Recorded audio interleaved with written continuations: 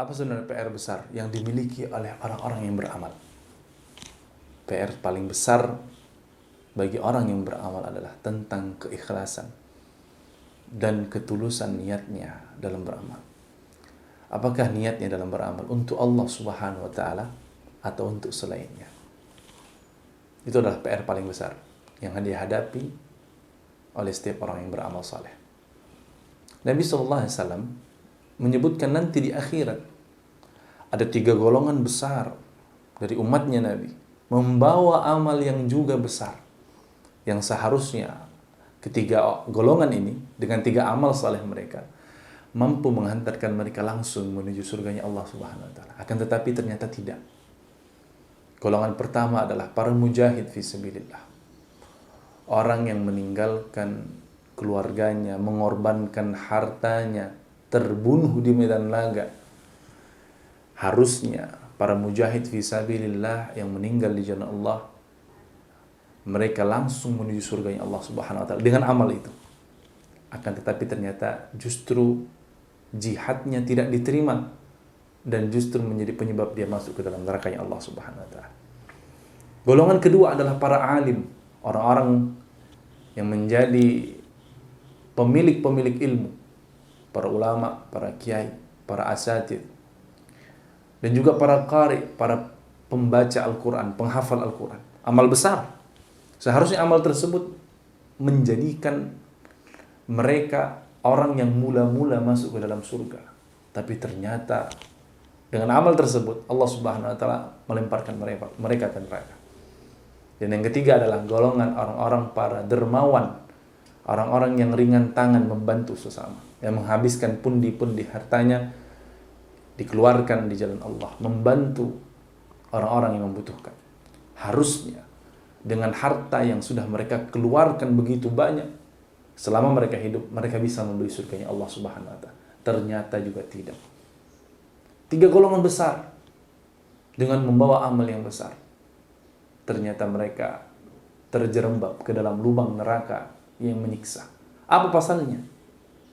Tidak ada keikhlasan dan tidak ada ketulusan dalam amal mereka. Mereka melakukannya bukan karena Allah Subhanahu wa taala. Adapun mujahid yang meninggalkan keluarganya, menghabiskan hartanya dan terbunuh di medan laga, dia hanya gila akan pengakuan manusia bahwasanya dia adalah seorang yang pemberani, orang yang rela berkorban. Justru cacatnya niatnya menjadi sebab dia masuk neraka. Para alim dan para qari yang harusnya ilmu dan bacaan Quran mereka menjadi syafaat, menjadi amal yang akan mengantarkan mereka langsung ke surga. Tapi ternyata gila hormat ya, dan gila sanjungan dari manusia membuat mereka terjerembab ke dalam neraka. Para dermawan, para hartawan yang harusnya harta mereka mampu membeli surga, tapi pengakuan sebagai orang yang ringan tangan, filantropi, justru menyebabkan amal mereka tidak bernilai apa-apa di sisi Allah Subhanahu wa taala. Teman-teman yang semoga Allah rahmati, PR paling besar setiap orang-orang yang beramal adalah tentang keikhlasan dan tentang ketulusan niatnya dalam beramal saleh. Maka ada satu makalah yang menarik sekali yang patut kita renungi.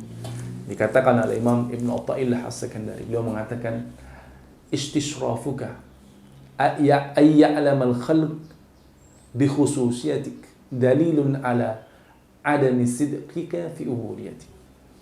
Ambisi untuk kemudian dikenal oleh orang-orang, ya, ambisi agar Allah Subhanahu wa taala memberikan kita amal, ilmu dan ahwal, agar kemudian tendensinya agar kita dikenal oleh orang-orang dengan amal tersebut, dengan ilmu tersebut, dengan ahwal tersebut. Itu adalah tanda bahwasanya kita tidak jujur dalam ibadah kita kepada Allah Subhanahu wa taala. Padahal Allah memerintahkan kita untuk beribadah ikhlas hanya untuk Allah Subhanahu wa taala. Wa ma umiru illa liya'budullaha mukhlishina lahuddin.